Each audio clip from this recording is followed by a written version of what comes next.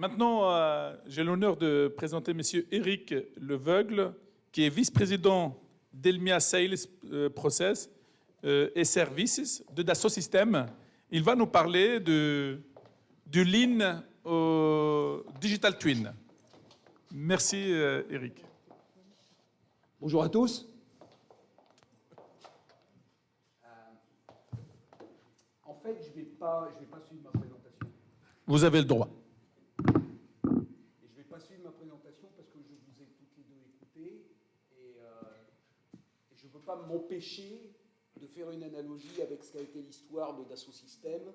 Donc je vais dire deux mots, je ne vais pas faire un quart d'heure pub, ça va être très court. Combien de temps j'ai 13 minutes. Quoi 15 minutes. Ça va être record du monde. Donc Dassault Systèmes est une entreprise de logiciels. On est né il y a une grosse quarantaine d'années. Historiquement, une émanation d'un groupe industriel français qui s'appelle Dassault Aviation. Donc on est tombé dans l'aviation quand on était petit. Notre monde, notre origine, nos convictions émanent d'une industrie qui est l'aéronautique. Et en vous écoutant, je l'avais déjà en tête, mais je ne peux pas m'empêcher de faire une analogie avec le parcours qu'on a fait ces 30 dernières années dans l'aéronautique. Peut-être certains d'entre vous le savez, mais lorsqu'on visitait une usine d'assemblage aéronautique il y a une grosse trentaine d'années, j'ai eu le plaisir de le faire quand j'étais jeune ingénieur, on avait juste une envie, c'est de ne pas monter dans un avion. On se demandait comment ce truc pouvait voler. Une usine d'assemblage chez Dassault Aviation, c'était une série de lots sur lequel une équipe travaillait. On appelait ça des compagnons. Et ces gens-là travaillaient de façon papier ou sur base d'instructions vocales et assemblaient petit à petit ce qu'on appelle in fine un avion. En l'occurrence, chez Dassault Aviation, je parle de la partie civile, donc ce qu'on appelle les corporate jets, qu'on appelle le Falcon. Dassault Systèmes a été créé avec la conviction suivante. Si on conçoit en 3D l'objet que l'on est sur le point de fabriquer, si on le conçoit suffisamment, on peut ensuite imaginer comment le fabriquer, comment planifier sa fabrication et comment suivre l'exécution de sa fabrication. Et ce, de façon end-to-end, bout en bout, de telle sorte que ce soit auditable. Alors, quel est le lien avec le Lean ? On parle de productivité, on parle de qualité, on parle de prédictabilité, que des concepts qui sont inhérents au Lean de façon générale. Il y a 35 ans, 40 ans, un avion n'était pas conçu en 3D. Le premier avion commercial qui fut conçu 100% en 3D, je dis bien d'avion commercial, l'industrie de défense, c'est un peu différent, c'est le 777 de Boeing. C'est le premier avion ever, jamais, conçu 100% en 3D. Vous aviez le modèle 3D, toutes pièces comprises, leur assemblage, la façon dont les pièces étaient fonctionnaient les unes par rapport aux autres, et vous aviez la modélisation du fonctionnement de l'avion. Tout cela était conçu de façon digitale, était numérisé et était auditable. Ce qui permettait petit à petit de concevoir les méthodes de fabrication, on appellerait ça aujourd'hui les processus de fabrication, ce qui permet ensuite de passer à la phase de planification de la dite fabrication. Alors dans l'aéronautique, au service d'une finalité qui était l'augmentation des cadences, parce que dans le même temps, l'écosystème aéronautique se développant de façon drastique, il fallait augmenter les cadences pour fabriquer plus d'avions plus vite. Tout était artisanal, hein. On est parti de là. Et in fine, s'assurer que la fabrication était conforme à la conception. Ce qu'on appelle l'adhérence au design. Toute cette industrie, je vous rappelle, est régulée. D'ailleurs, une entreprise nord-américaine en ce moment qui a quelques problèmes avec le sujet. Mais parce que justement, ils constatent que ce qui est prévu n'est pas exécuté. Et pourquoi ce n'est pas exécuté? Parce qu'il y a une rupture dans la chaîne de transmission de l'information et de suivi de l'exécution de cette information. Est-ce que je suis clair? Nous avons chez Dassault Systèmes la conviction que le monde de la construction va peut-être finir, doucement mais sûrement, va peut-être finir par s'inspirer de ces principes. Certains d'entre eux, à minima. Alors en revanche, on ne minimise pas le challenge. L'écosystème de la construction est probablement le plus compliqué qui soit au monde. L'aéronautique à côté, c'était, comme on dit en anglais, a piece of cake. C'était pas très compliqué. Il fallait une décision des directions générales, les programmes se mettaient en place et la digitalisation déroulait. Alors ceci étant, ça a pris quand même 2 bonnes décennies. Presque 3. Nous sommes convaincus que cette transformation, malgré l'hétérogénéité et l'extrême diversité de cet écosystème dans lequel vous opérez, dans lequel certains d'entre vous opérez, devra s'appuyer sur 3 principes fondamentaux d'un point de vue de sa digitalisation. Le premier principe, c'est le principe de collaboration. Si on ne sait pas mettre en place les moyens, les techniques qui permettent à cet écosystème extrêmement divers, les fameux architectes, les bureaux de design, les chantiers, les gens qui s'occupent de qualité, j'en passe, la finance, jamais drôle les financiers, on le sait, etc., etc., nous n'arriverons jamais à rien. Donc ce principe de collaboration, d'un point de vue digital, je ne vais pas vous faire l'article, technologiquement n'est pas un problème.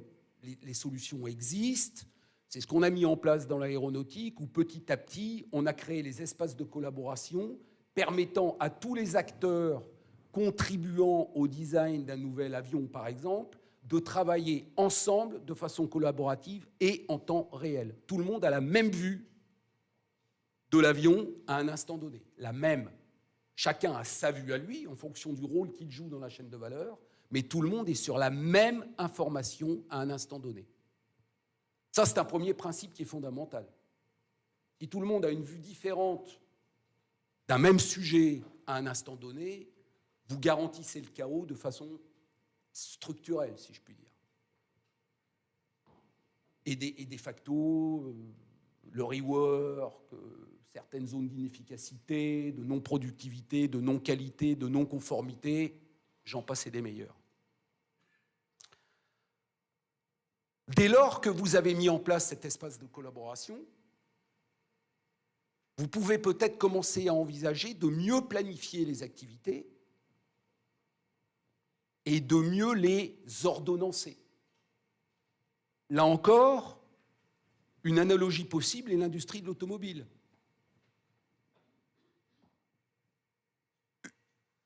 Une usine automobile, il y a 3 décennies, n'était pas une ligne de production telle qu'elle est aujourd'hui, à 70% robotisée.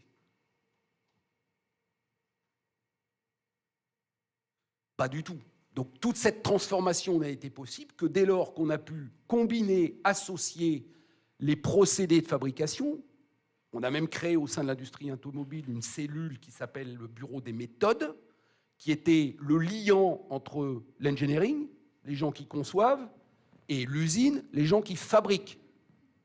Il y a même des débats infinis dans l'industrie automobile pour savoir si le bureau des méthodes doit appartenir à l'engineering ou à la direction industrielle. J'ai vu des directions générales s'écharper sur le sujet.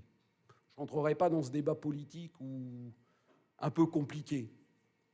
Mais le point que j'essaie de faire, c'est que grâce à l'introduction de ces techniques, on peut commencer à envisager la mise en place de moyens de planification et d'ordonnancement des activités sur le chantier.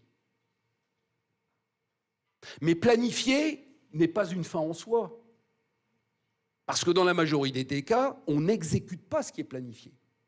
Pour toute une série de raisons diverses et variées, des aléas de différentes natures, certains matériaux qui n'arrivent pas sur le chantier en temps et en heure, qui n'ont pas été livrés au bon endroit, j'en passe et des meilleurs, vous avez sûrement vos propres anecdotes. Donc la prise en compte de ces aléas est néanmoins nécessaire, de telle sorte que l'on mette en place également le suivi de l'exécution et que l'on boucle, malheureusement les expressions en anglais qui me viennent en premier, qu'on close the loop. J'y arrive plus en français, purée. Et je suis né ici en plus, c'est terrible, c'est terrifiant cette globalisation. Qu'on ferme la boucle entre la planification et l'exécution. Et ce, en temps réel. Deux vertus à ça. La première, permettant de replanifier, évidemment, au vu des aléas qui peuvent se produire. La deuxième, de tirer des enseignements sur les divergences qui peuvent avoir lieu dans le domaine de l'exécution et qui permettent de repenser certaines méthodes de production. Et là, j'introduis le troisième pilier de la transformation, qui est celui des méthodes. On a parlé de standardisation. Il n'y a pour moi aucun doute, enfin pour nous, Dassault-Systèmes, au vu des expériences qu'on a sur d'autres industries qui ont évolué depuis maintenant 2 à 3 décennies, il n'y a pour nous aucun doute.